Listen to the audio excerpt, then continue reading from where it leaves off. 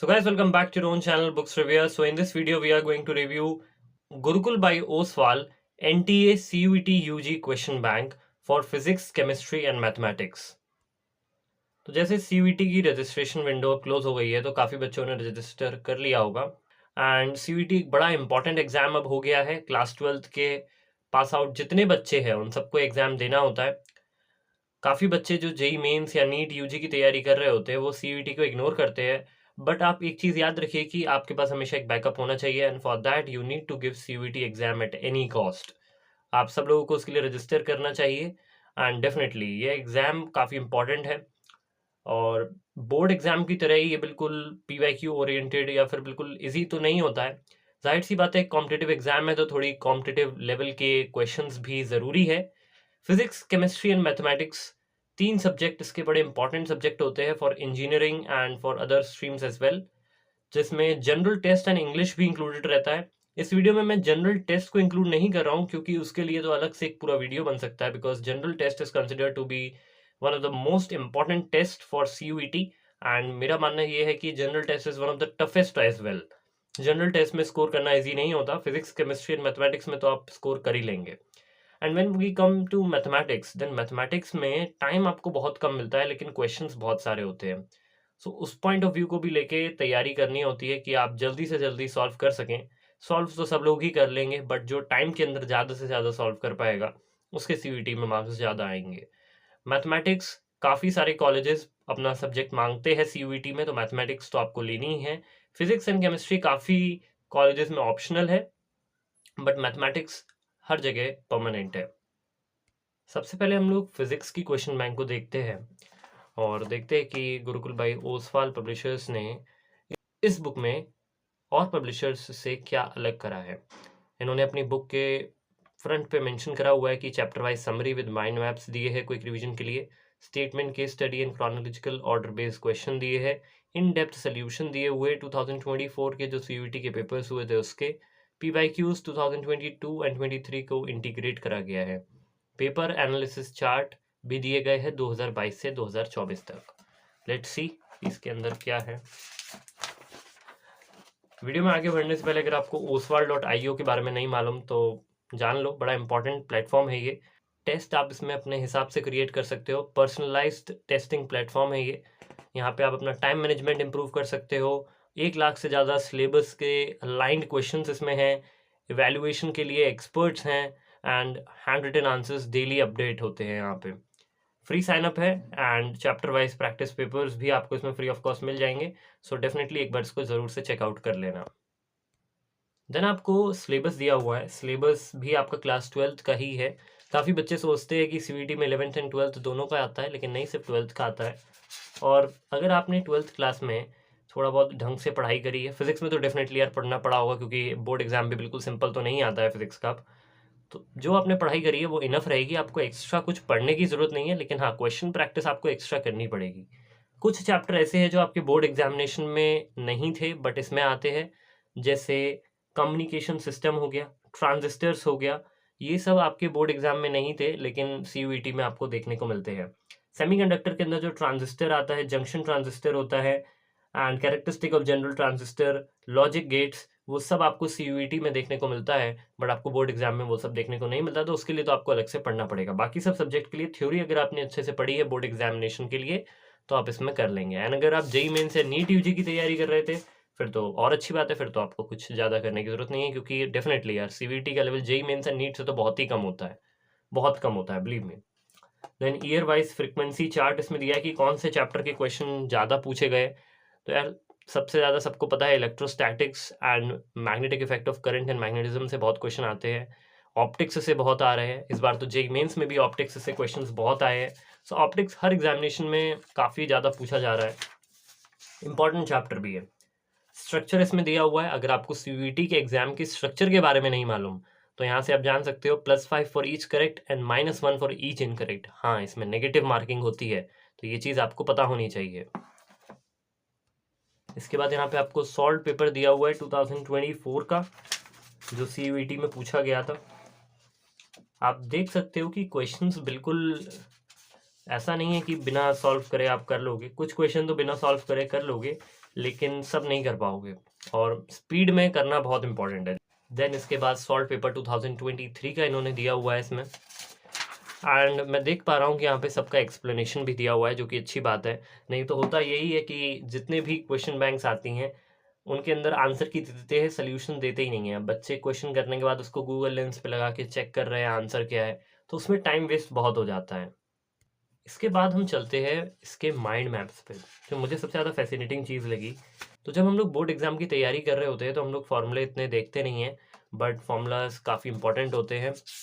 तो इन्होंने फार्मूलेज जो भी इंपॉर्टेंट है उसको बनाया हुआ है चार्ट की तरीके से, और जो भी इंपॉर्टेंट कॉन्सेप्ट्स होते हैं उनको करा हुआ है, जिससे आप एक क्विक रिवीजन कर सको। डेफिनेटली रिवीजन तो आपके खुद के नोट्स से ही होगा, but if you have not made your notes और you have read your notes and then you don't have enough time to just go through those notes again, then आप quick revision notes को refer कर सकते हो।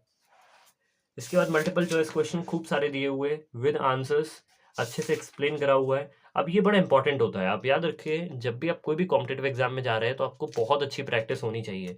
हर chapter के at least 100 question आपके practice होने चाहिए। ये ज़्यादा लग रहे होंगे, लेकिन ये कॉम्पिटेटिव एग्जाम है। अगर आप 100 क्वेश्चन कर कर आ रहे हो तो याद रखना है कि सामने वाला 200 भी करके आ सकता है। तो इसलिए हमें यहाँ पे सब कुछ नहीं पढ़ना, हमें बस बाकी सबसे ज़्यादा पढ़ना है, दैट्स इट। कॉम्पिटेटिव एग्जाम्स में यही करना है, बाकी सबसे ज़्यादा पढ़ना है। देन यहाँ पे आपको जितने भी तरीके के क्वेश्चंस थे वो गिवन है। इसके बाद नेक्स्ट चैप्टर स्टार्ट हो जाता है, electrostatic potential and capacitance. Same for that, इसमें भी आपको काफ़ी अच्छी तरीके से दिया हुआ है, combination of capacitors in series and parallel. काफ़ी बच्चे इसमें गलत करते हैं। देन मल्टीपल चॉइस क्वेश्चन इसमें विद एक्सप्लेनेशन आपको दिए हुए हैं। तो ऐसे ही इसमें आपको सभी चैप्टर्स के क्वेश्चंस दिए हुए हैं। अब आपको ये सब सॉल्व तो करने पड़ेंगे, इसमें कोई इंपॉर्टेंट कर लेना तो कुछ होता नहीं है, सब कुछ ही करना पड़ेगा यार। अब आप CUET का एग्ज़ाम दे रहे हो, बोर्ड एग्ज़ाम नहीं दे रहे हो कि हम छोड़ के चले जाएंगे चीज़ें या PYQ कर लेंगे, काम नहीं होगा। PYQ आपको CUET के मिलेंगे भी नहीं ज़्यादा, क्योंकि ज़्यादा एग्ज़ाम्स इसके हुए नहीं हैं, तो बहुत कम क्वेश्चंस मिलेंगे। तो आपको ये जो सेट ऑफ क्वेश्चंस इस बुक में दिया हुआ है वो शायद ही किसी और पब्लिकेशन में इतना अच्छा सेट दिया होगा। देन इसके बाद हम लोग आते हैं मैथमेटिक्स पे, जो कि काफ़ी इंपॉर्टेंट सब्जेक्ट है। मैथमेटिक्स में तो यार प्रैक्टिस बहुत ज़्यादा चाहिए होती है, एंड CUET में थोड़े से अच्छे क्वेश्चन आते हैं मैथमेटिक्स के। और अच्छे क्वेश्चन से ज़्यादा तो ये चीज़ है कि कम टाइम में बहुत सारे क्वेश्चंस करने होते हैं। काफ़ी सारे ऐसे चैप्टर्स भी होते हैं जो आप ढंग से नहीं पढ़े होते हो अपने बोर्ड में, प्लस बोर्ड में होता भी नहीं है सिलेबस में। जैसे सबसे बड़ा झटका मैं आपको देता हूँ इसमें, ये देखो इंटीग्रेशन के यहाँ पे जो क्वेश्चंस है ये सब आपके बोर्ड एग्जामिनेशन का पार्ट नहीं होते हैं। इंटीग्रेशन का सिर्फ जो बेसिक्स के आप ऊपर के 4-5 फॉर्मूले देख रहे हो यही आपके कोर्स में होते हैं बोर्ड एग्जाम में, लेकिन इसमें सब है कोर्स में। जो IIT JEE मेंस का सिलेबस होता है इंटीग्रेशन का, वही सिलेबस इसमें फॉलो हो रहा है। देन कैलकुलस में टेंजेंट्स एंड नॉर्मल इसमें आपको सिलेबस में देखने को मिलता है, जो कि सिलेबस का पार्ट नहीं है आपके बोर्ड एग्जामिनेशन का। देन डिटर्मिनेंट्स में properties of determinants board exam का पार्ट नहीं होती है, लेकिन इसमें है। देन प्रोबेबिलिटी डिस्ट्रीब्यूशन में binomial distribution and variance and standard deviation of a random variable, ये भी आपके बोर्ड एग्जाम में नहीं होता, लेकिन इसमें है। लीनियर प्रोग्रामिंग तो पूरी बोर्ड एग्जाम में आती है, लेकिन इसमें जो ओपन कर्व प्लॉट है, ओपन कर्व वाले जो क्वेश्चंस होते हैं वो बहुत आते हैं इसमें, लेकिन बोर्ड एग्जाम में शायद ही पिछले 4-5 साल में 1-2 क्वेश्चन से ज़्यादा नहीं आए होंगे उसके ओपन कर्व से। इसमें 2 तरीके की मैथमेटिक्स होती है, एक होती है अप्लाइड मैथमेटिक्स और एक आपकी नॉर्मल मैथमेटिक्स होती है, जिसमें B1 और B2 सब्जेक्ट करके वो डिफ्रेंशिएट करते हैं। तो अप्लाइड मैथमेटिक्स कुछ कॉलेज मांगते हैं, लेकिन ज़्यादातर कॉलेज नहीं मांगते अप्लाइड मैथमेटिक्स। आप जब भी अपना जो भी कॉलेज को आप टारगेट कर रहे हो, आप CUET की वेबसाइट पे देख सकते हो कि कौन कौन से कॉलेज कौन सा सब्जेक्ट डिमांड कर रहे हैं। ऐसे ही कोई भी सेलेक्ट मत कर देना कि यार मैंने क्लास 12 में फिजिक्स केमिस्ट्री मैथ इंग्लिश पढ़ी है तो मैं वही सेलेक्ट करूंगा, मुझे तो जनरल टेस्ट पता ही नहीं, मैंने तो कभी पढ़ी नहीं। तो ऐसा नहीं करना है। जो कॉलेज आप टारगेट कर रहे हो उस कॉलेज को देखो कि वो कौन सा सब्जेक्ट CUET के लिए मांग रहा है, एंड देन उसको फिल करिए। अप टू 3 सब्जेक्ट 1000 थी फीस फॉर CUET, और अगर आप एक एक्स्ट्रा सब्जेक्ट ऐड करते हो तो 400 आपको एक्स्ट्रा पे करना था। वैसे अब तो रजिस्ट्रेशन भी बंद हो गए, देखते CUET वाले अगर बढ़ाते हैं रजिस्ट्रेशन तो। देन एनालिसिस दिया हुआ है कि कौन से क्वेश्चन से कौन से ज़्यादा आ रहे हैं, तो 3D ज्योमेट्री से सबसे ज़्यादा क्वेश्चन आए हैं, सबसे आसान चैप्टर से सबसे ज़्यादा क्वेश्चन आते हैं। 3D ज्योमेट्री तो JEE मेंस में भी बहुत पूछा जा रहा है। देन सॉल्व पेपर आपको 2024 का जैसे फिजिक्स में दिया हुआ था ऐसे ही अच्छे तरीके से गिवन है, एंड मैथमेटिक्स के जो शॉर्ट नोट्स बनाए हैं, बिलीव मी ये बहुत हेल्पफुल है, क्योंकि ये जो फॉर्मूले होते हैं ना, ये एक जगह बड़ी मुश्किल से मिल पाते हैं सबको। आप जब 10 जगह इधर उधर देखोगे तब आप फॉर्मूला लिस्ट अपनी प्रिपेयर कर पाओगे, लेकिन इसमें आपको प्रिपेयर करके अच्छे से चीज़ें दी हुई हैं, हर चीज़ को दिया हुआ है। जैसे काफ़ी बच्चे भूल जाते होंगे कि यार कॉस इनवर्स के अंदर अगर माइनस लगा हुआ है तो उसको बाहर निकालते समय पाई लगाना होता है या नहीं लगाना होता है, तो ये काफ़ी बार बच्चे भूल जाते हैं। तो इसमें वो चीज़ गिवन है अच्छे से, तो याद कर सकते हो। Tan inverse X plus Y, tan inverse X plus tan inverse Y का फॉर्मूला गिवन है, काफ़ी बच्चे इसको भूल जाते हैं। देन इसी तरीके से आपको इसमें भी दिया हुआ है, इंटीग्रेशन को कैसे सॉल्व करना है वो भी दिए हुए हैं। तो प्रैक्टिस तो इसमें काफ़ी हो जाएगी। क्वेश्चंस बहुत सारे हैं इसमें, सब तो नहीं कर पाओगे, लेकिन कोशिश करो हर सब्जेक्ट से आप जो भी किताब उठा रहे हो, सबसे पहले ट्राई करो 50-50 क्वेश्चन सभी चैप्टर्स से कंप्लीट करने का।